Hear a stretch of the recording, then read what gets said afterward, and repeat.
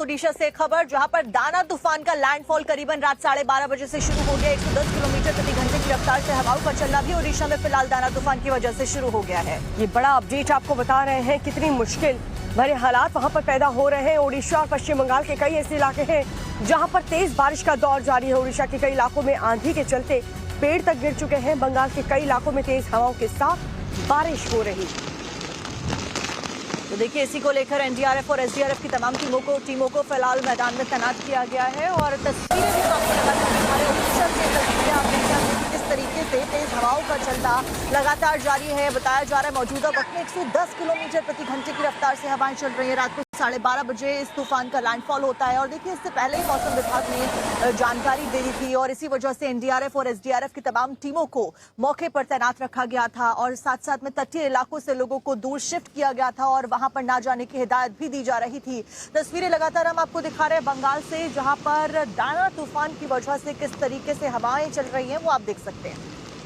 और जो मौजूदा स्थिति वहां पर बनी हुई है, लोगों का सड़कों पर चलना हराम हो चुका है। ओडिशा, बंगाल तटीय इलाकों से दूर रहने की लोगों को सलाह दी गई है। क्या क्या कदम वहां पर प्रशासन की तरफ से उठाए गए हैं, ये भी हम आपको लगातार बता रहे हैं।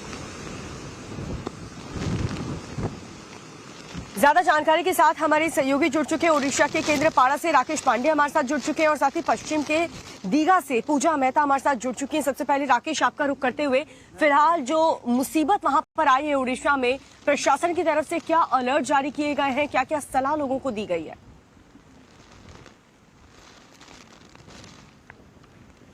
देखिए दीपिका, अलर्ट की बात तो बाद में, क्योंकि अलर्ट का दौर तो पहले था, वो अलर्ट जारी। लेकिन पहले मैं आपको तस्वीरें दिखाता हूं लैंडफॉल के बाद किस तरीके से जो आफ्टर इफेक्ट्स हमें देखने को मिलते हैं। कुछ पेड़ रास्ते से हटा दिए गए हैं, चूंकि ये भीतरकनिका का फॉरेस्ट एरिया है और भीतरकनिका और धामरा के बीच में ये पूरा लैंडफॉल जिसका आप जिक्र कर रही थी, और तब 110 किलोमीटर 120 किलोमीटर प्रति घंटे की रफ्तार थी जब ये लैंडफॉल चल रहा था। कई सारे पेड़, ये पूरा फॉरेस्ट एरिया, और जैसे आप इस रास्ते से आगे बढ़ जाएंगी तो जो डीप फॉरेस्ट एरिया है उधर बढ़ जाएंगी। क्रोकोडाइल्स के लिए ये एरिया जाना जाता है। लेकिन फिलहाल अभी इसकी चर्चा इसलिए हो रही है क्योंकि यहाँ पर पेड़ बहुत सारे गिरे हुए हैं। कैमरामैन हरिंदर और आगे आएंगे ताकि मैं जल्दी से दिखा सकूं कि कितने सारे पेड़ गिरे हुए हैं। ये एक पेड़ टूट कर गिरा है, इससे पहले 3-4 पेड़ और थे जिसे यहाँ के कर्मियों ने काट कर हटा दिया।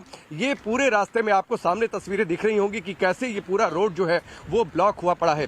देर रात ये तूफान लैंडफॉल किया, बंगाल की खाड़ी से ये तूफान उठा था और अब जब ये तटों से टकराया है, सबसे ज्यादा इसका असर ओडिशा और पश्चिम बंगाल, इन्हीं दो राज्यों में। इसीलिए सबसे ज्यादा सतर्कता जो है वो इन्हीं दोनों राज्यों में। और जो अलर्ट की आप बात कर रही थी, जितने लो लाइन एरियाज है वहां पर पहले से अलर्ट जारी किया गया था। लोगों से ये अलर्ट था कि समुद्र तट के आसपास न जाए। वहां पर बाकायदा लोगों को प्रशासन के लोग तैनात हैं ये देखने के लिए कि कोई समुद्र के किनारे पहुंच न जाए। अब ये देखिए, मैं आपसे बातचीत करते हुए आगे पहुंचा तो और पेड़ यहाँ पर टूटकर गिरे हुए हैं। ये रास्ता पूरी तरीके से ब्लॉक हुआ है, यानी अभी इस रास्ते से जाना संभव नहीं है। हम लोग इसी रास्ते से गुजर रहे थे कि इस रास्ते से होते हुए, चूंकि भीतरकनिका और धामरा के बीच ये लैंडफॉल हुआ है, तो पूरा ये रूट हम कवर कर लें। लेकिन फिलहाल जब तक ये रास्ता क्लीन नहीं होगा, थोड़ा सा और आगे जाइए, जब तक ये रास्ता क्लीन नहीं होगा तो इस रास्ते से आगे बढ़ पाना संभव नहीं होगा। कई सारे, ये पूरा रास्ता ब्लॉक हुआ है। लो लाइन एरिया से देर शाम को कल ही हटा दिया गया था लोगों को, ताकि वहां पर, चूंकि समुद्र तट के पास तो समुद्र का लेवल बढ़ जाता है जब इस तरीके से तूफान आते हैं, तो इसलिए भी लोगों को वहां से हटा दिया गया। फिर उसके बाद जब हवाएं तेज रफ्तार से, चूंकि साइक्लोन अपना रूट भी बदलता रहता है, पहले देर रात तक जब रूट दिखा रहा था कि वो भीतरकनिका में लैंडफॉल करके और फिर इसी रास्ते आगे बढ़ जाएगा, लेकिन इसने थोड़ा सा रूट चेंज किया और भीतरकनिका में जब लैंडफॉल हुआ उसके बाद जो है ये धामरा भद्रक की ओर आगे बढ़ गया। और धीरे धीरे, हालांकि ठीक है, अब जैसे वक्त गुजरेगा इसकी रफ्तार जरूर थोड़ी सी कम पड़ेगी। लेकिन ये देखिए, एक और पेड़ हुआ है, तो ये दाना तूफान का, ठीक है राकेश, कुल मिलाकर फिलहाल जो निशान है दाना तूफान के आने के साथ ही वो भी नजर आने शुरू हो गए। आप भी अपना बहुत बहुत ख्याल रखिए। इस बीच राकेश, पूजा भी हमारे साथ में क्योंकि जुड़ी हुई है, दीघा से पूजा का रुख कर लेते हैं। पश्चिम के दीघा से पूजा हमारे साथ जुड़े हैं। पूजा, फिलहाल क्या कुछ तस्वीरें आपके आसपास आपको नजर आ रही हैं और प्रशासन की क्या कुछ तैयारियां हैं मौजूदा वक्त में, और कब तक इसके आफ्टर इंपैक्ट्स भी देखने को मिलते रहेंगे?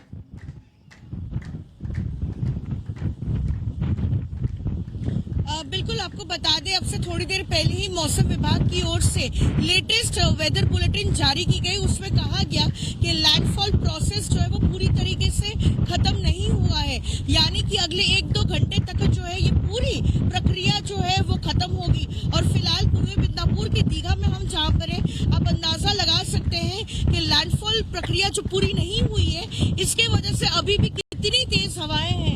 पीछे आप देखिए रौद्र रूप जो है धारण किया हुआ है यहाँ पर समुंदर, और साथ ही जो पेड़ है वो किस तरह से झुक गए हैं यहाँ पर, क्योंकि बताया जा रहा है कि अभी भी दीघा में असर काफी ज्यादा है, चूंकि लैंडफॉल प्रोसेस जो है पूरी तरीके से खत्म नहीं किया जा चुका है।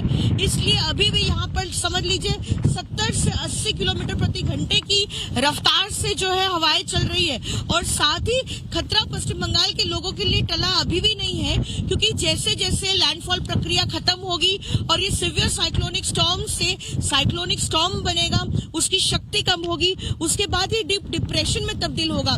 यानी कि काफी ज्यादा बारिश जो है ये चक्रवाती तूफान दाना जो है अपने साथ लेकर आया है। तो डर इस बात का है कि तूफान भले ही यहाँ से गुजर कर आगे बढ़ गया हो, लेकिन उसके बाद जो यहाँ पर बारिश होगी उससे लोगों को जो है काफी क्षति पहुंच सकती है, क्योंकि जल जमाव की परिस्थिति हो सकती है। क्योंकि अभी से खबर आ रही है कि पश्चिम बंगाल के 2 ऐसे जिले हैं, एक पूर्वी मिदनापुर जहां पर हम मौजूद हैं, और साथ ही दक्षिण 24 परगना जहां पर कई ऐसे इलाके में जो है लाइट पोल्स उखड़ गए हैं और साथ ही पेड़ टूट गए हैं, और कुछ जगहों में गाँव में भी पानी घुस गया है। क्योंकि बीती रात को जब यहाँ पे लैंडफॉल प्रोसेस शुरू हुआ, हमने देखा था किस तरह से समुद्र का पानी जो है वो बिल्कुल बाहर आ गया था, क्योंकि हाई टाइड के साथ जो है लैंडफॉल का टाइम कोइंसाइड हुआ था, और इसी वजह से अलग अलग जगहों पर जो है जल जमाव की भी परिस्थिति हुई है।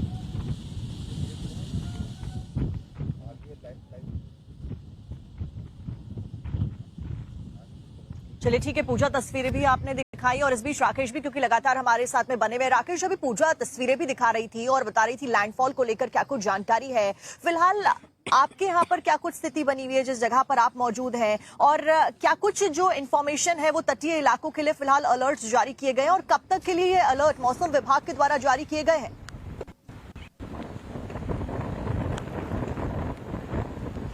बिल्कुल निश्चित तौर पर देखिए मौसम विभाग की ओर से पहले ही अलर्ट जारी किया गया है कि स्पीड कितनी साइक्लोन की हो सकती है। अब ये भी देखना होगा कि अभी तो इस रास्ते पर पेड़ गिरे हुए हैं, कई जगहों पर हो सकता है मोबाइल टावर गिरे हों, कई जगहों पर इस तरीके से नेटवर्क का नुकसान, क्योंकि जैसे हम आगे बढ़े तो वहां से नेटवर्क डाउन हो रहा था, हमें जो है वहां से हटकर इस ओर आना पड़ा ताकि आपसे बातचीत हो सके। तो पेड़ों का गिरना, पेड़ गिरने के बाद कहीं किस तरीके से इंफ्रास्ट्रक्चर को क्या नुकसान हुआ है, ये सब आज जब इसका आफ्टर इफेक्ट खत्म हो जाए तो जाहिर सी बात है जो सरकारी एजेंसियां हैं, जो प्रशासन के लोग हैं, वो इन सभी बातों का आकलन करेंगे, उनको दुरुस्त करेंगे। जहां पर रास्ते बंद होंगे उन रास्तों को क्लीन किया जाएगा, रास्तों को ओपन किया जाएगा। लेकिन हाँ, एहतियात बरते गए हैं, सरकार पूरी तरीके से अलर्ट मोड पर रही है। ट्रेनों को कैंसिल किया गया, कल देर रात से रात 9 बजे से शाम 6 बजे से और सुबह 9 बजे तक भुवनेश्वर एयरपोर्ट पर किसी भी तरीके की फ्लाइट ऑपरेशंस को वो बैन कर दिया गया, ताकि जब ये तूफान का पूरे इस तटीय इलाकों से निकल जाए तो फिर जो है एक बार फ्लाइट एक बार शुरू हो। लोगों को शेल्टर होम में शिफ्ट किया गया है। लगातार लोगों के मोबाइल पर मैसेजेस भेजे गए हैं कि आप अपने जरूरी कागजात, दवाइयां लेकर, जो लोग लो लाइन एरिया में हैं या समुद्र तट के आसपास हैं, वो शेल्टर होम में चले जाए ताकि वो सुरक्षित